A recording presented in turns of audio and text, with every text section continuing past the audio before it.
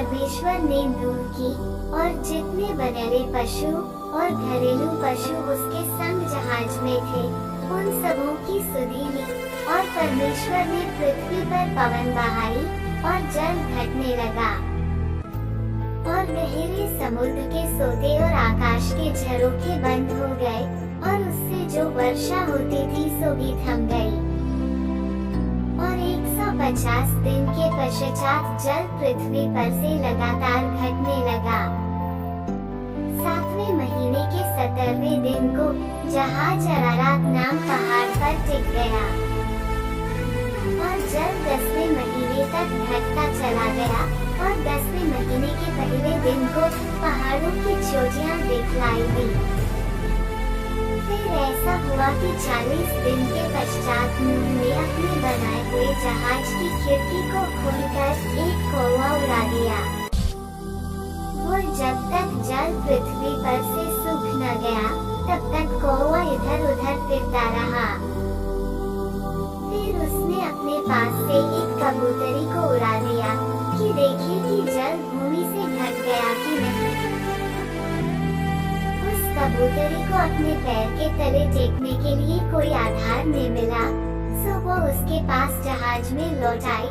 क्योंकि सारी पृथ्वी के ऊपर जल ही जल छाया था, तब उसने हाथ बढ़ाकर उसे अपने पास जहाज में ले लिया।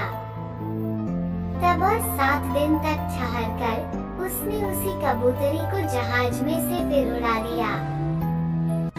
और कबूतरी सांझ के समय उसके पास आ गई तो क्या देखा कि उसकी चोंच में जलपाई का एक नया पत्ता है। इससे नूह ने जान लिया कि जल पृथ्वी पर घट गया है। फिर उसने 7 दिन और ठहरकर उसी कबूतरी को उड़ा दिया और वह उसके पास फिर कभी लौट कर न आई। फिर ऐसा हुआ कि 601 वर्ष के पहले महीने के पहले दिन जल पृथ्वी पर से सूख गया। तब नूह ने जहाज की छत खोलकर क्या देखा कि धरती सूख गई है। और दूसरे महीने के 27वें दिन को पृथ्वी पूरी रीति से सूख गई। तब परमेश्वर ने नूह से कहा, तू अपने पुत्रों, पत्नी और बहुओं समेत जहाज में से निकल आ। क्या पक्षी, क्या पशु, क्या सब भांति के रेंगने वाले जंतु जो पृथ्वी पर रेंगते हैं, जितने शरीरधारी जीव जंतु तेरे संग हैं, उस सबको अपने साथ निकाल लिया कि पृथ्वी पर उनसे बहुत बच्चे उत्पन्न हों और वे फूले फले और पृथ्वी पर फैल जाएं।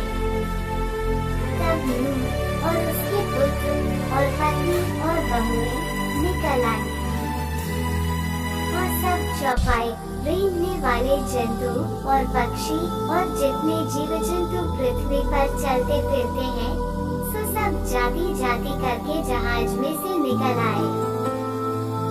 तब नूह ने यहोवा के लिए एक वेदी बनाई और सब शुद्ध पशुओं और सब शुद्ध पक्षियों में से कुछ कुछ लेकर वेदी पर होमबलि चढ़ाया।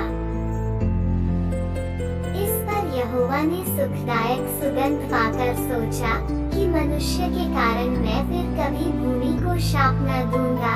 यद्यपि मनुष्य के मन में बचपन से जो कुछ उत्पन्न होता है सो बुरा ही होता है, तो भी जैसा मैंने सब जीवों को अब मारा है वैसा उनको फिर कभी न मारूंगा।